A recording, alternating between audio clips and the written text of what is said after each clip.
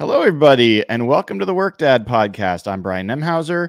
You can find me on TikTok and Instagram at workdad.io and here on YouTube at work-dad. Welcome to the show. It's really great to see you again. How are you doing? I'm good. I'm good. How are you? And I was thinking about it as we were prepping for this. I was like, how old was I? And I was 22 years old, Mm. and I'm 29 now. So this is a 7-year relationship and story we have. So excited to dive in and share more. Yeah, absolutely. And I think even back then, I think you may be based in Denver back then, if I'm Mhm. remembering right. I And sure where was. where are you based now? I live on the beautiful island of Oahu. And since Denver, I've lived in North Carolina, Arizona, and now Hawaii. So life's been an adventure, Brian. Wow. Well, that's a lot of moving around. I'm Mhm. much more on the opposite side of the spectrum. I kind of find some place and and stay there. That was the case for my career. That's been the case for where I've lived and so forth. But we're going to do things a little differently in this episode. I want to kind of go not necessarily backwards, but tell us what you do. What do you do today? What's your current job? What's your current title? Tell us how that works. Absolutely. So I am a client success partner for the Americas region, including LATAM and Canada as well for WDHB. I work with the same company for when we met. WDHB stands for Warm, Decent Human Beings. So, as you perfectly alluded to, we specialize in the design and delivery of strategic learning programs for top brands all around the world, from L'Oreal to Mercedes Benz and we don't limit the industry that we go to. It's been an incredible experience. Since I was 22, starting as a program manager, I've had the opportunity to travel from San Francisco to Shanghai and all the ecosystems in between. So that's been such a privilege. And then starting from that program management role, I've since progressed and held many other titles, including head of global marketing, before finally transitioning right now into a sales capacity where I love it because I get to really, and we'll dive into this a little bit more, but I just love talking to people, new people, interesting people, learning what their current challenges are and seeing how we can come together and solve those through experiential learning. There's a lot to break down there. I can't wait to get Oh, yeah. into it. So interesting. Like, I got to ask about the company name. How did Mhm. that come to be? Absolutely. So it's a really cute cartoon, actually. So our founder, Pascal Baldry, were French founded, and he used to take French companies to the Silicon Valley. And obviously, since then, there are plenty other ecosystems for innovation now. But he was sitting in a Parisian cafe. He had this concept in mind, but he needed a name. So he was flipping through the newspaper and there was a cartoon with executives around a boardroom table and they were saying, oh, we need proper finances, proper accounting to be successful. And one gentleman stood up and said, no, we just need to be warm, decent human beings. And that's what we try to be every day. We tell people to call us out on it if we're not that. So it's a cute little story to our name. I love it. I love it.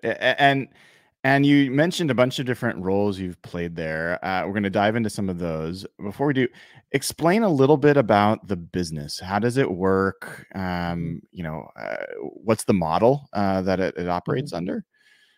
Yeah, absolutely. So we typically partner with what would be learning and development, organizational development, HR side of organizations. So typically clients will come to us with some sort of strategic initiative, some sort of ambition they're looking to address, or it could just be that they are looking to enhance their current leadership development offerings within an organization. And so we believe that the world is our classroom and that the answers are in the room. There's a reason why these folks were selected as leaders and in charge of these lofty visions within the organization.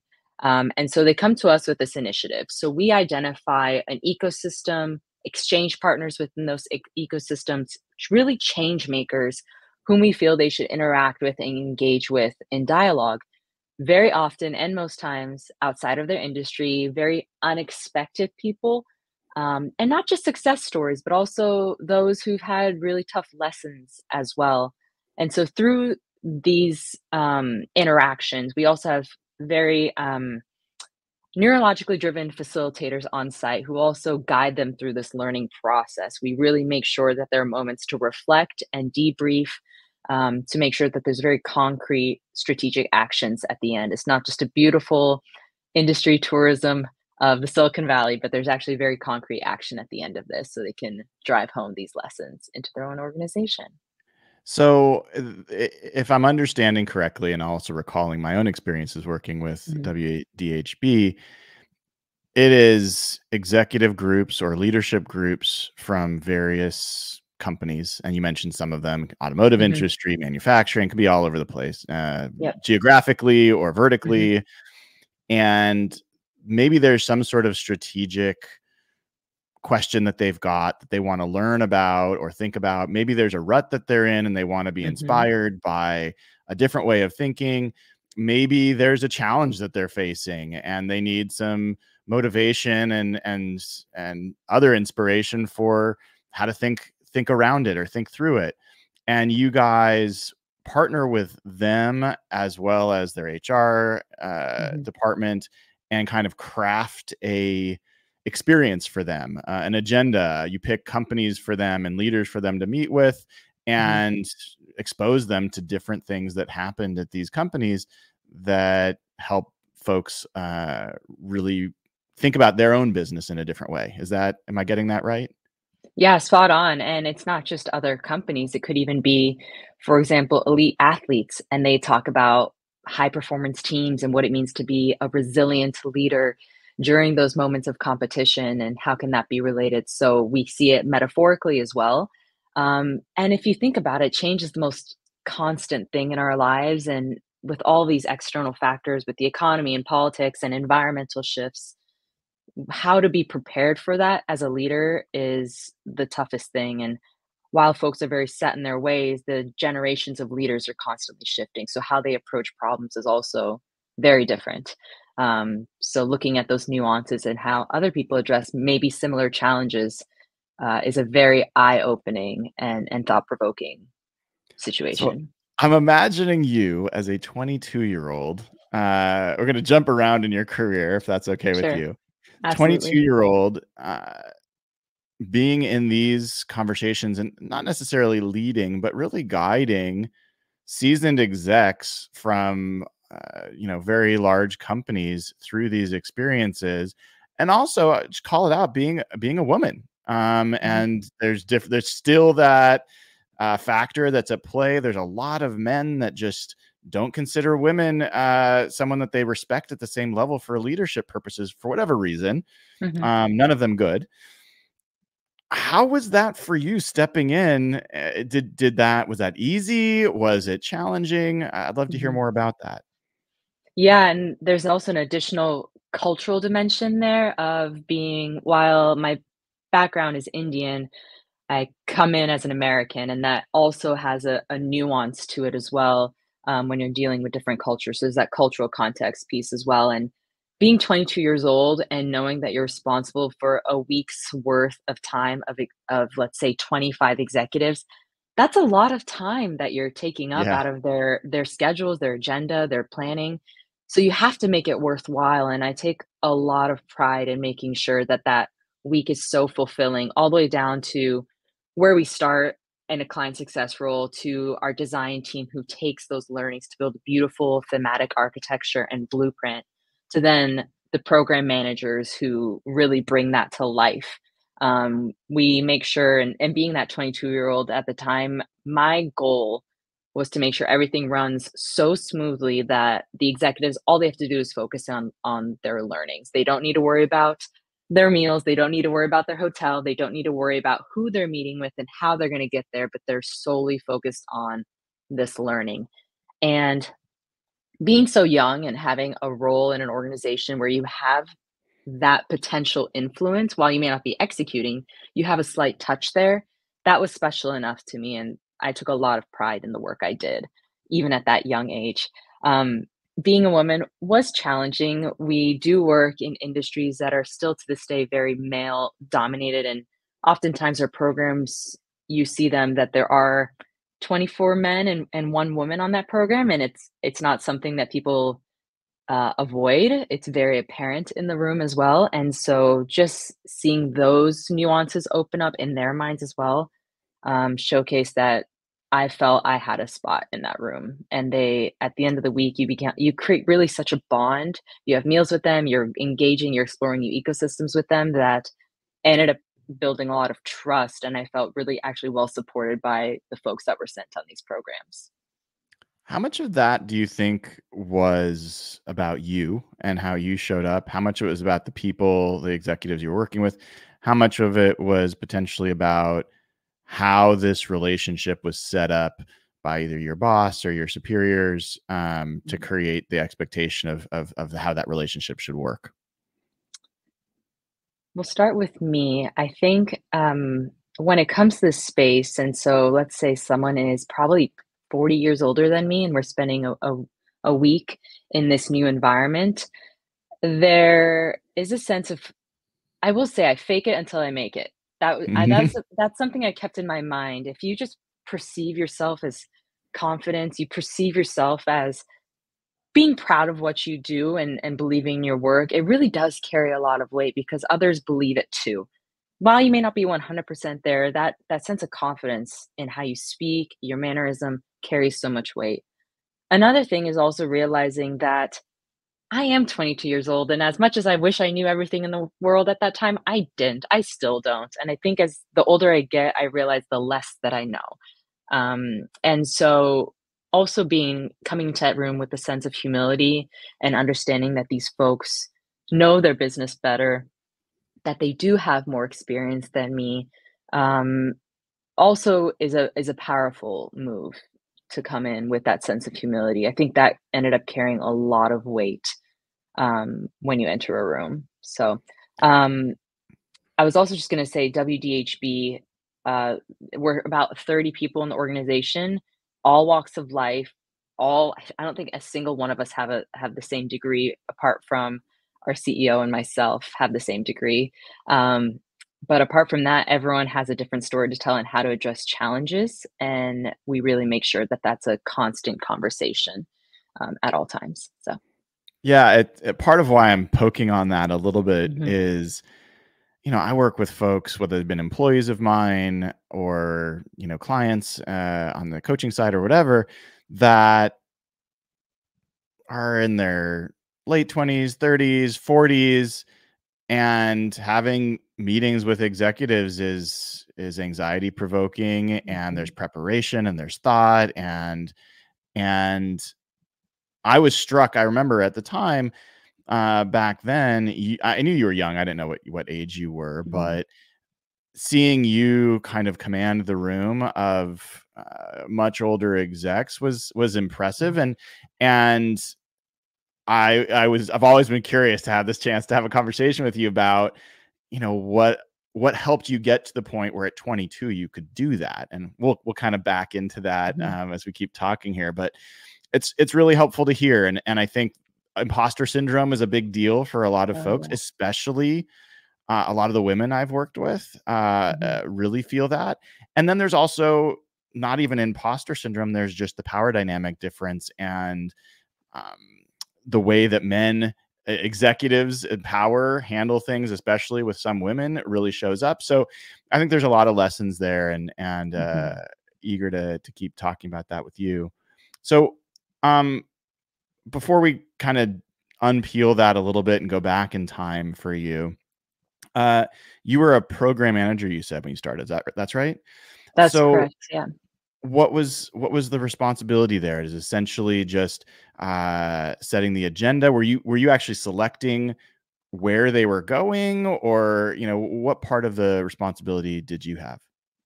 Yeah, so if you can imagine our processes, once we are signed in with with a client, the design team at this point has already created a blueprint, a sample blueprint with potential exchange partners that they feel would be a strong points of interaction. But like all programs, there's several other factors that influence that: availability, right time, other situations going on. So once that program is given to a program manager team, there's usually two of us per program. We are successfully onboarded with the client. We also take very strong effort into speaking with the client directly and making sure that we understand their full scenario, their full ambitions. And then we're given this blueprint to start filling in those gaps. Okay, here's the theme. Here are some potential companies that our design team has suggested. But sometimes it just may not be the right fit, or we start having those conversations with, let's say, Adobe, and we're like, okay, we want to speak with Adobe about maybe its disruption. But it turns out they're actually excellent when it comes to fostering an environment of creativity and allowing their employees to be creative and take their ideas forward, which I believe is a point there for Adobe. And so we actually find that they're better suited for this topic on this day.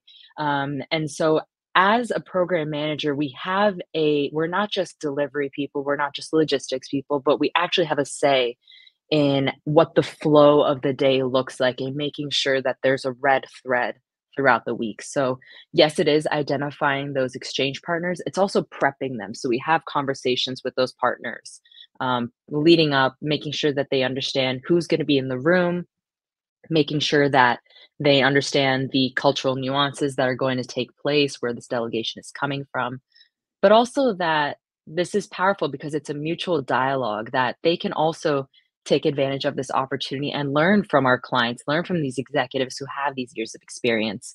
And we do encourage them and welcome them to also ask the hard hitting questions as well. Yeah. It's interesting because program management's one of those job titles that means different things in different companies.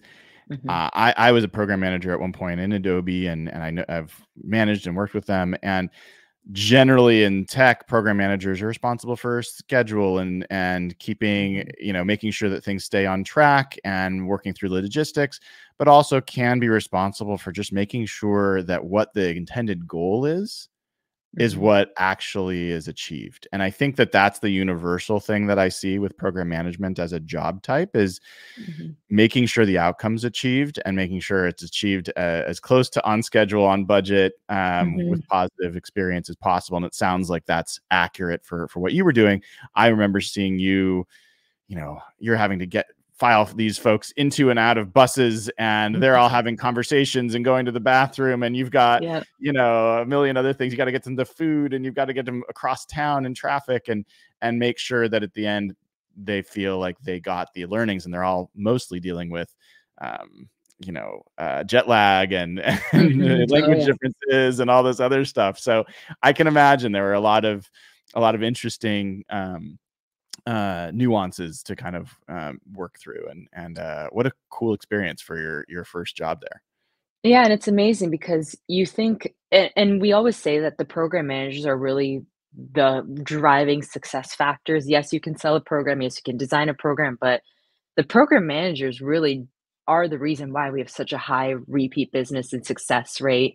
And we're so proud of the work they do. They are power horses.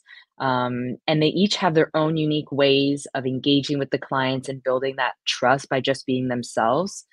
And that's why we never limit the hire. You have to have a certain degree or a certain, you have to come from a certain background, but it's just how you interact with folks, how you show up, and how you deal with difficult times. Are you patient? Are you ability to flex? How do you manage stressful moments when an exchange partner cancels on you last minute because their kid's sick? So those softer skills are really what we look for, less on that degree and pedigree that they could bring in, but it's how you Got it. adapt. Got it. Well, so let's go back in time then, Okay. and we'll come back to some of the WDHB stuff. How did you get there? Like, what were the things that preceded? Obviously, at 22, there couldn't have been that many things beforehand, but like, what were the things ahead of that? Gosh, let's go way back. So I think about my childhood, and I think I had a very privileged childhood to a degree. And this may be a bit of a long-winded answer, but I think it's an interesting one. So when I was young, I lived in 4 countries by the time I was 10. So I think that international exposure at a young age really opened up new ways of thinking, different people, cultures, customs that a sense of normal can look so different for a 4-year-old in America compared to a 4-year-old in Dubai. Um, and I also had the opportunity to travel to almost 20 countries by that same age. However many of those countries I remember may come up subtly, but I realized that was a privilege, but also influenced who I am. And then I also think about who I wanted to be when I grow up, and obviously program manager. No 4-year-old's like, "I wanna be a program manager."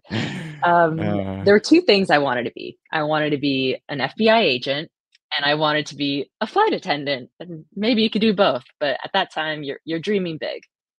I wanted to be an FBI agent because I loved solving problems from puzzles and Legos to all any other more complex issue, and I think that translates now that I reflect in sales. I'm not a salesperson per se, but I like to be a relationship builder, a solutions provider, and I think that carries a lot of importance to me because that means that the client has trust in us as a company. They feel we have a sense of loyalty to them, and that's special. The flight attendant, I think, is just a sense of curiosity, the desire to travel, and then now looking back at 22 to being in a new country every single month, new countries with languages I don't speak. It's amazing how the FBI agent and flight attendant role can and excitement from those roles can show up in another industry.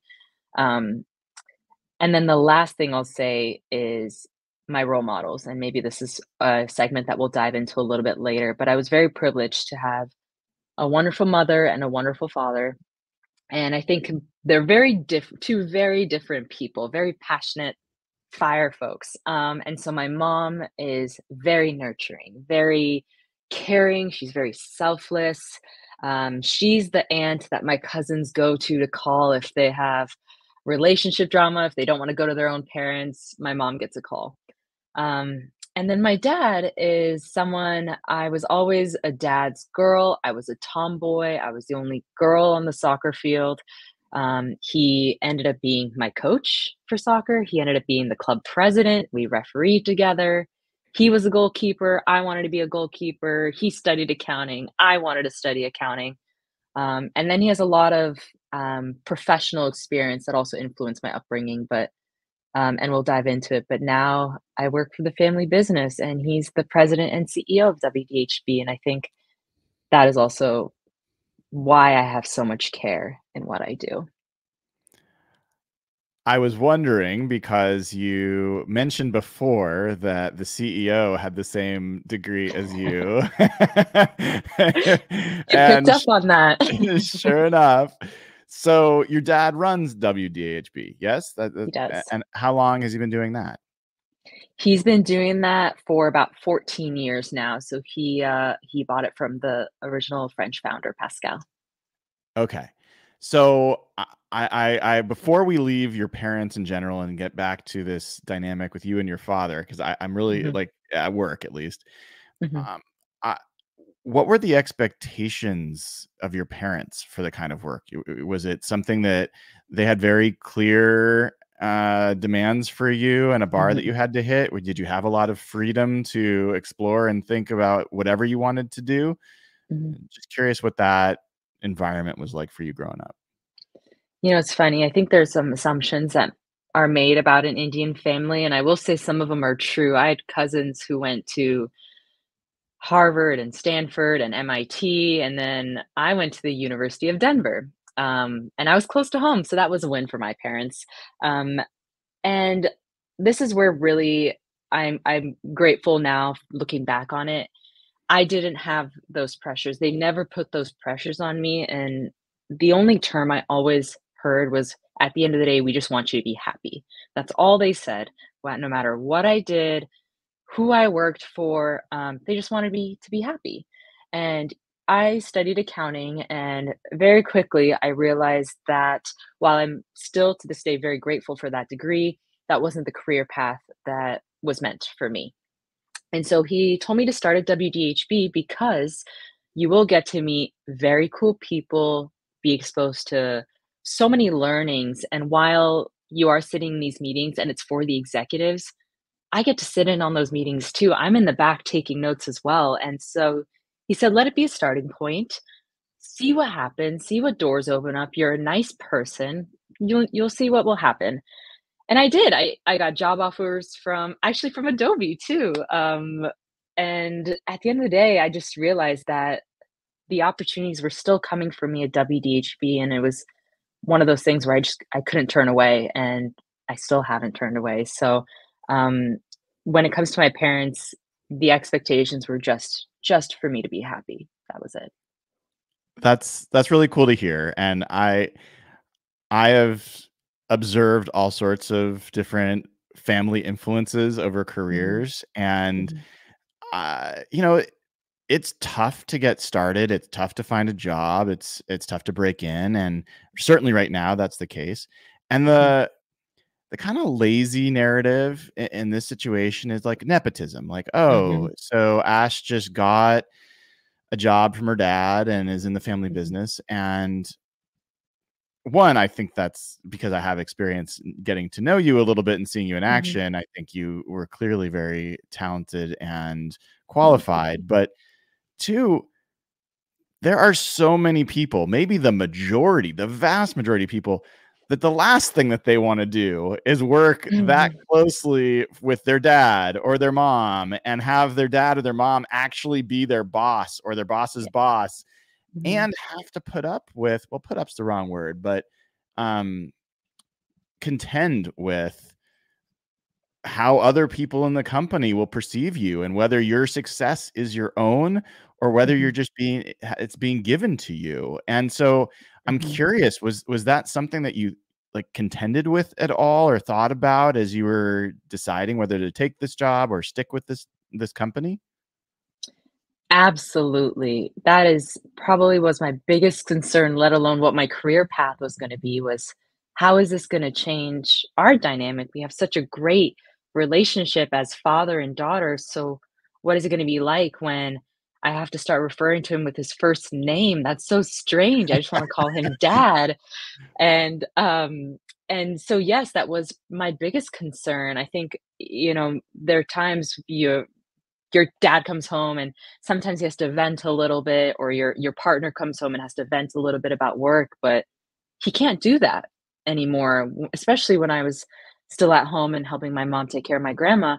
He couldn't come home and just vent because there are things I couldn't know about, or if he told something to my mom would tell me, so then he'd have to preface to my mom, okay, this Ash can't know about because I have to treat her like every other employee. And initially that was quite difficult. I'm battling between, is he, am I getting this advice as a father? Am I getting this advice as a colleague? Because there were times where I was a program manager and he was the facilitator on the program. Or am I getting this advice as a boss? And sometimes we would have to enter conversations where he'll be like, okay, I'm speaking to you as a dad right now, or I'm speaking to you as a colleague or as a boss. Whether it's a good conversation or a difficult conversation as well. Um, so those are some of those very independent steps and conversations we had to have. Now, I will say there are a lot of pros, there are a lot of cons, which I'm also really happy to talk about because it is a unique situation. And I never want to tell people that working for your dad or your mom or even your partner, if you go to business with your partner, is going to be easy, because there's always going to be, your emotions are going to be heightened on the wins and on the losses as well. So, how you manage those emotions is probably in your biggest control. And that, I think, is the biggest lesson I got out of working with my dad, and still to this day. I think about how I would feel in Mhm, that situation, and I'm sure our mhm, listeners are probably as well.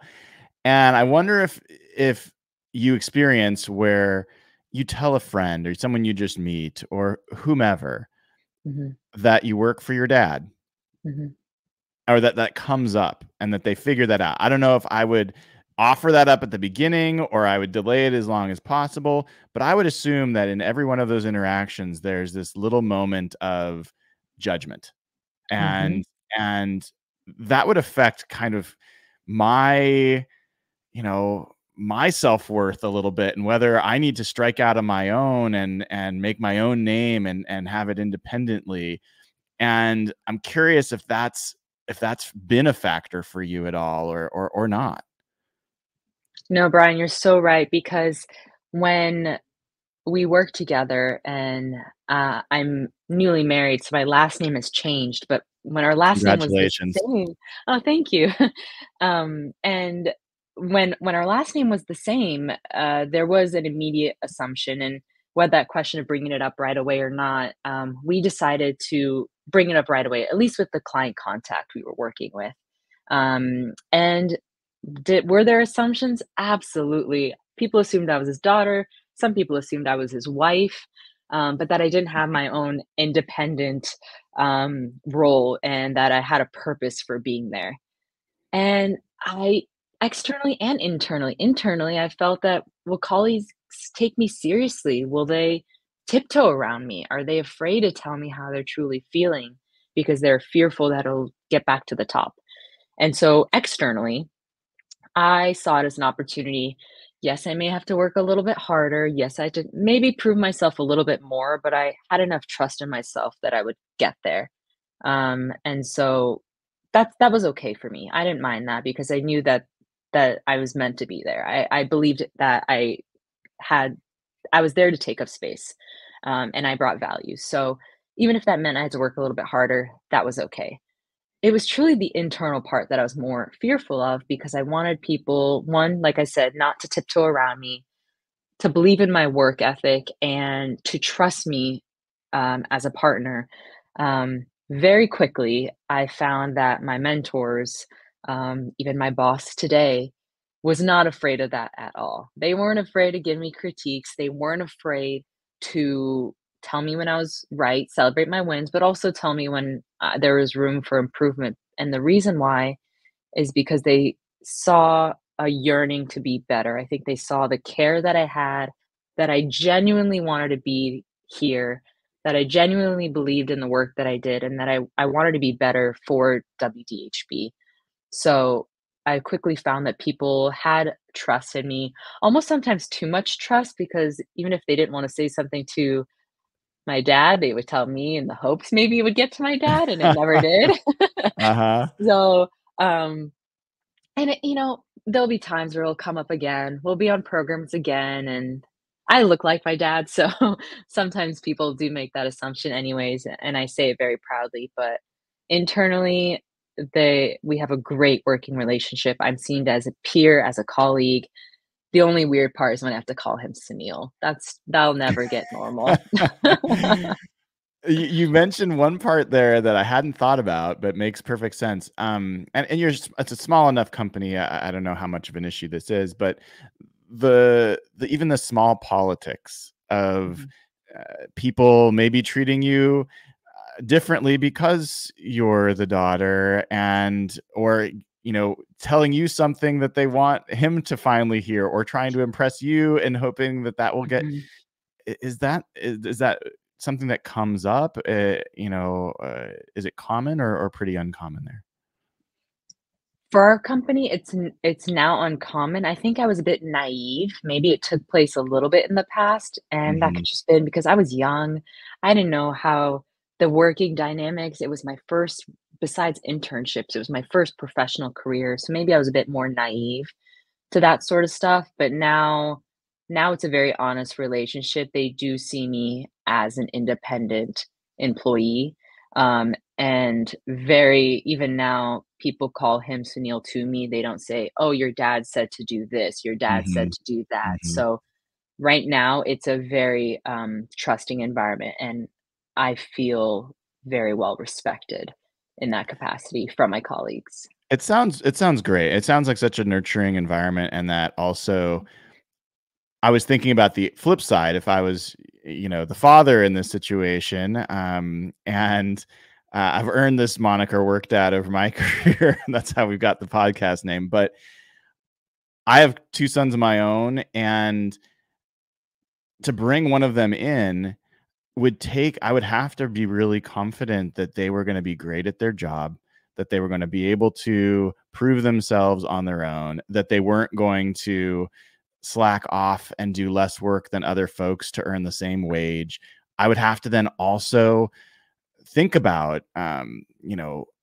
pay equality and make sure that there's not any favoritism and promotion or opportunity equality. And there's legal issues there to contend with, Mhm, not just ethical issues to contend with. So it's not as simple as I think a lot of folks would assume it would be.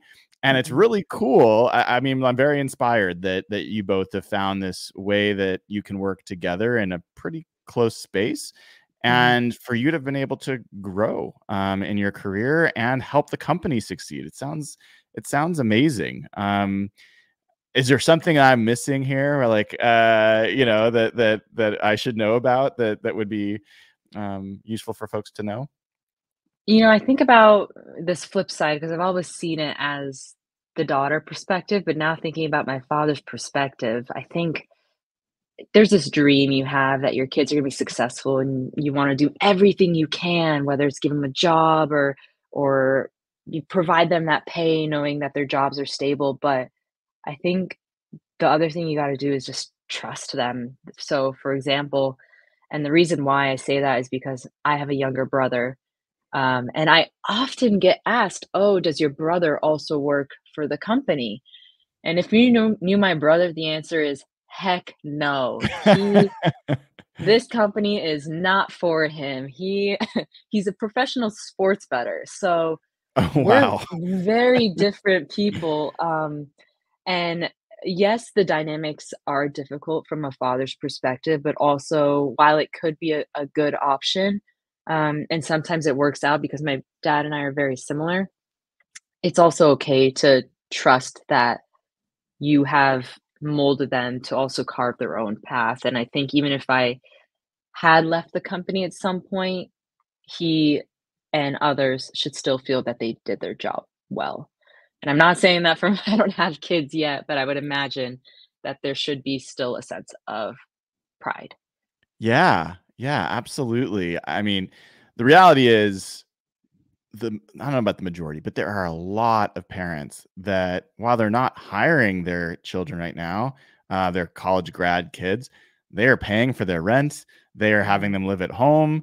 They mhm, are subsidizing their life because those kids are having trouble finding jobs or mhm, finding trouble, affording living independently. And so I think this notion that, you know, not hiring somebody to actually do a job is better than actually bringing them in and getting career mhm, experience, I think is worth some consideration. But mhm, um not asking you to promote or reveal what your future life plans are in this mhm, regard, but if you were to have a family in the future, mhm.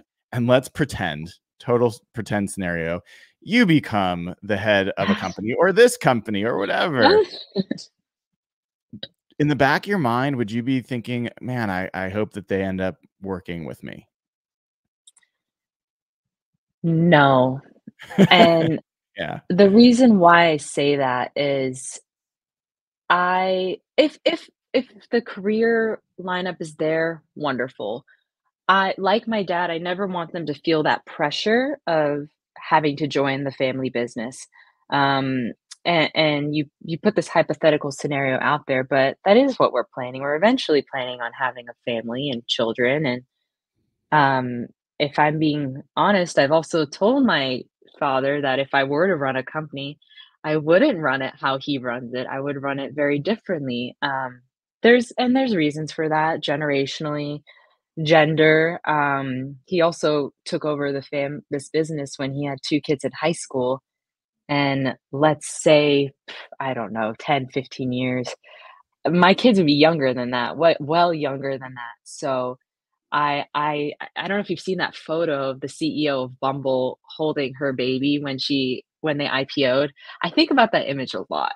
And it makes me think about these other women who have made it possible and shown me that it's possible to be a mom and to have a wonderful career. My mother-in-law is another great example who had a phenomenal career in banking, 2 wonderful children, one of which is my husband now. Um, and made it happen and was a role model not just to her own children, but also those who were younger and worked for her at these banks. So um, while it would be nice, and if the career aligns for my kid, but I would never want to put that pressure on them. So you're 29. Hmm. You have had multiple jobs at the family business, and really carved your own path there, and found success and grown. Do you have do you have a career goal in mind or a future in mind about what you hope to one day do?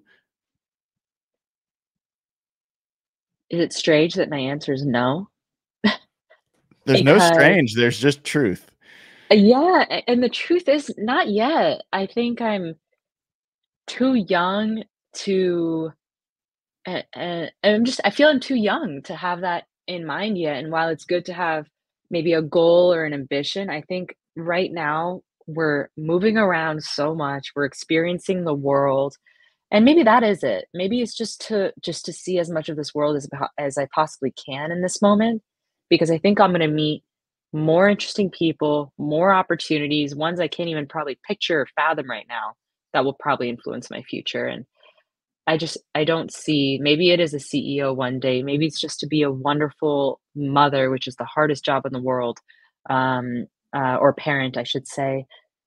So I don't think I have a career path yet. I think I'm Well, it excited for who I'm gonna meet and where I'm gonna go to influence that. I love that. And, what is your husband's name? Joe. Joe. So you and Joe, sounds like you said that you guys are interested in having a family. That's something Mhm, that you kind of have envisioned together. You're moving around quite a bit.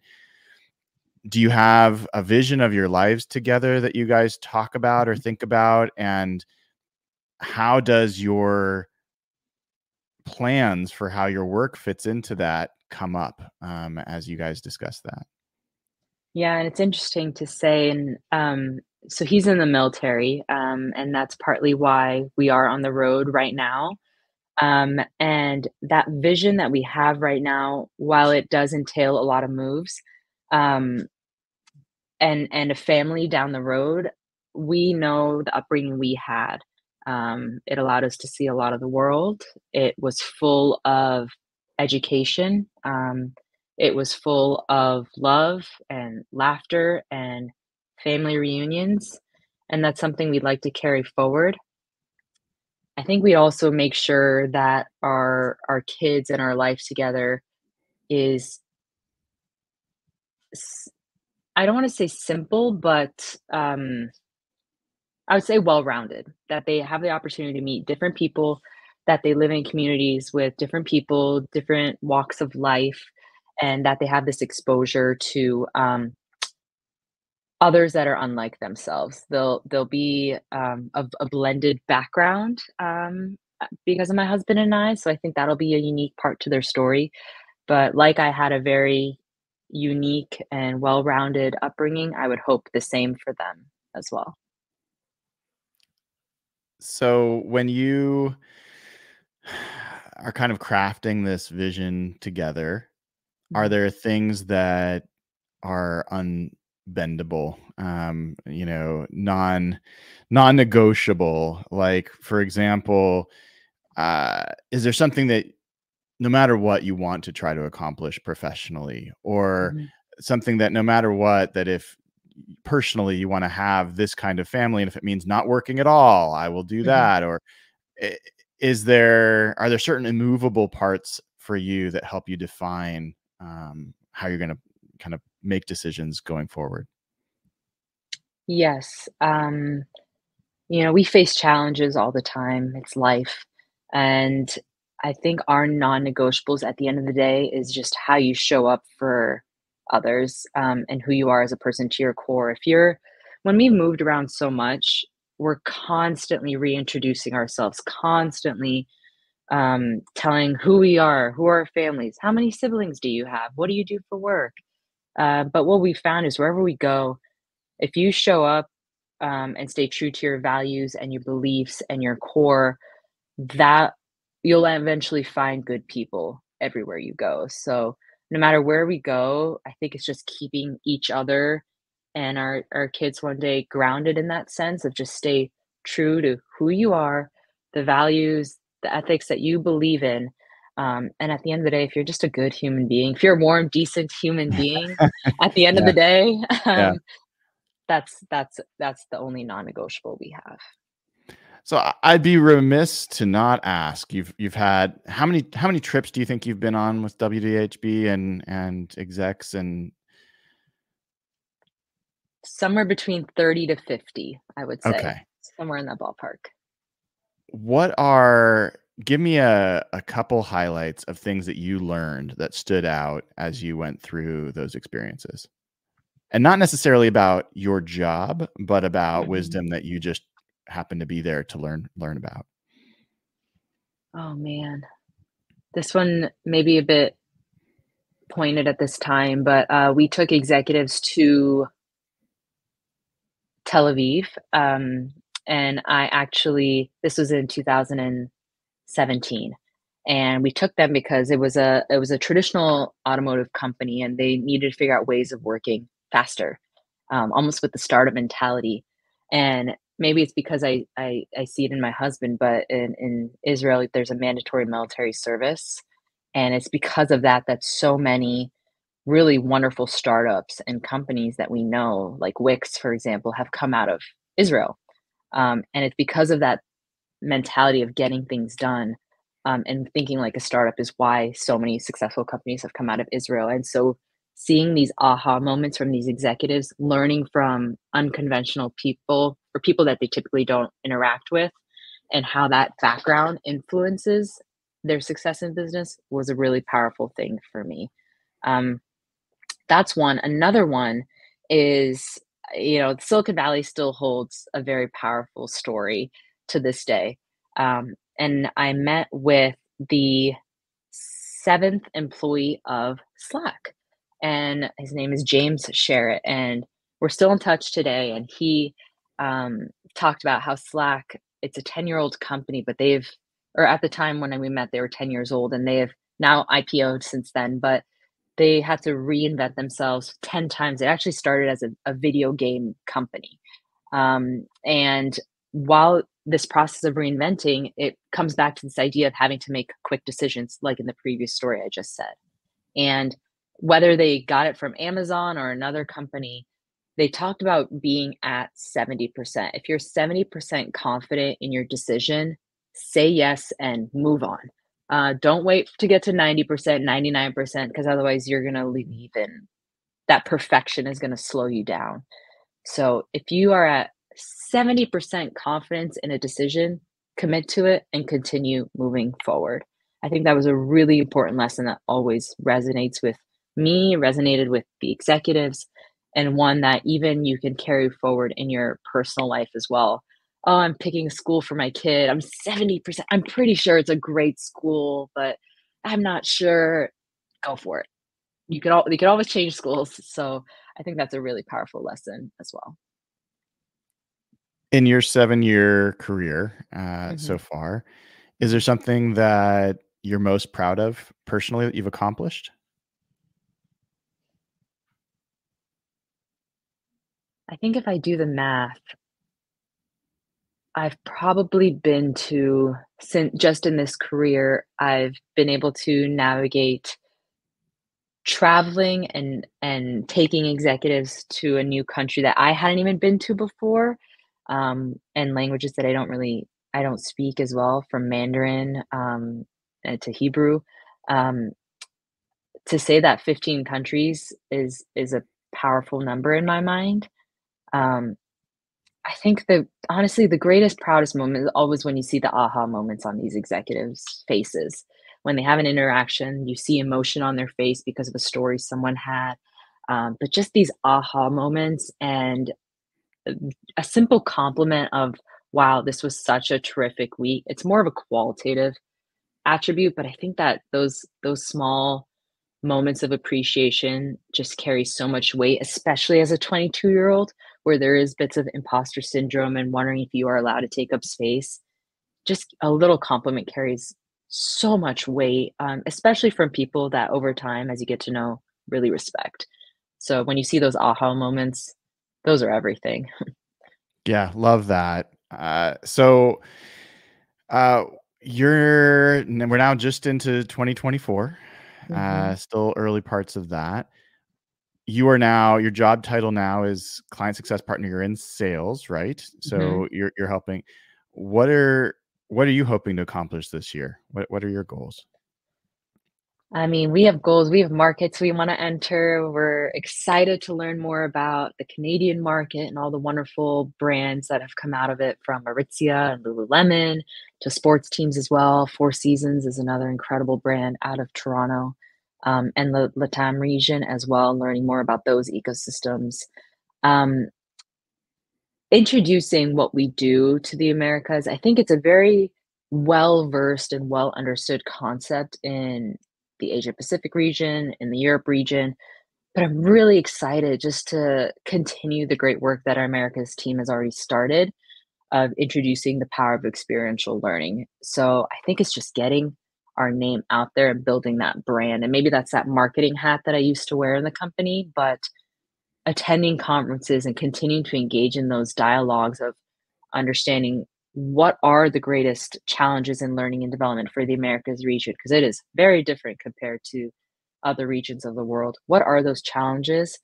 And I never want to be a square peg in a round hole. If the fit is right, um, how can we address those new ways of thinking through experiential learning? So talking to new people, understanding the market, getting into new markets, and then at the end of the day, getting new clients in, and building those relationships over time that are based on loyalty and good trust. Yeah, I may be over analyzing, so let me know. But I think one of the things I'm hearing there is that it is not as typical in America in the United States for companies to do experiential learning and to look for this, but a lot of other countries have that in their Mhm. DNA. Am I hearing that right? We did see it early on, and I think the other reason for it, and it's not a bad reason at all, is a lot of it's done in-house. So you have universities or academies within US companies that have the funding for it, and they run it really well in-house because they do know the company better. And so just getting through that barrier of seeing the power of an external vendor and an external perspective coming in to support those initiatives is what we're trying to do. So it's not a bad thing that it's that experiential learning is not known yet. It's just there's already good work happening internally. So what's something new to elevate that or to give a new perspective to executives and managers? I think you're being nice. I'm in sales after all, right? You are. My own assessment, and this is only informed by my experience Mhm. in the U.S. is it's more like the dad or the man who doesn't want to ask for directions. And I think that is a mentality in the US, which is Maybe. we don't need to ask anybody else. We're going to figure it out ourselves. And, one, there's budget that's required to do these things. Obviously, you have a whole Yes. company based off company spending budget on this. But there was really interesting conversations that came out of talking to Mercedes-Benz when they came and I Mhm. talked to them or a manufacturer. I can't remember. It might have been like an HVAC. I don't know, like Mhm. random manufacturing companies, totally different industries. And I remember talking about, yeah, here's how Adobe moved into a subscription business and our business model innovation and going back and forth with Mercedes about what subscriptions should look like in the automotive industry and the challenges that they Mhm. face. I think that was fascinating and certainly Mhm. not something that would just happen naturally. And so Mhm. I think it would be great for more US companies to find ways into this. Budgets are a little bit tighter now than they've been Mhm. probably to do that kind of thing, but I certainly found it super energizing, and I think it's a fascinating kind of work that you all do, and I think adds a ton of value. So Thank you. consider this my sales pitch from the outside, and a little bit of admonishment for my fellow U.S. citizens, our fellow U.S. citizens who should be asking to learn from others a little bit more than they tend to do. I'll take that exact snippet of this podcast and post it right to my LinkedIn, and I'll be like, "I didn't say it, Brian said it." Absolutely, send them my way, Ash. Awesome. Ash, one last question, and if nothing comes to mind, that's totally fine. But is there any advice that you'd give to folks, and maybe in general, something that you've learned that you've picked up in your time that's really helped change your career, a piece of advice that was given to you, or anything that you might want to direct towards people that are entering the workforce? Anything that stands out to you?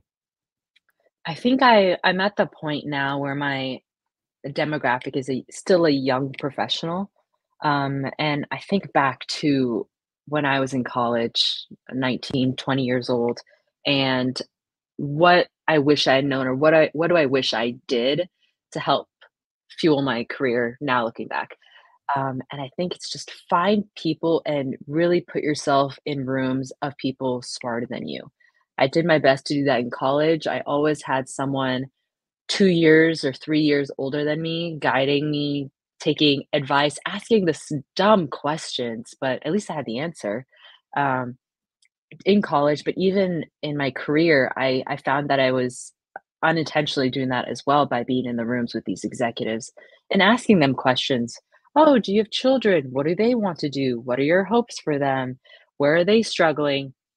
Maybe more or less finding my own answers, but I would say just put yourself in rooms of people better than you, more smarter than you, or have different experiences than you. And then the second one I will say, and this one I actually learned from my father-in-law, and it's a piece of advice that I've carried forward quite a bit, is, and he was in sales as well. He said, always ask good questions and questions you actually care about, not just general questions, but really good questions, ones that you're genuinely interested in. And after that conversation, remember 1 to 2 nuggets. Write it down, put it in your notes, put it in your CRM, whatever it is, write it down, and then bring it up next time. Make sure you bring it up next time, and I think back, and whenever he comes back and says, "Oh, how was this trip? How's your dog? How's," and follows up, it carries so much more weight, and I think those 2 scenarios, be in a room with people smarter than you, always ask good questions and bring it up again, showcasing how much you genuinely care. Um, those would be my 2 biggest pieces of advice. I love it. I love it.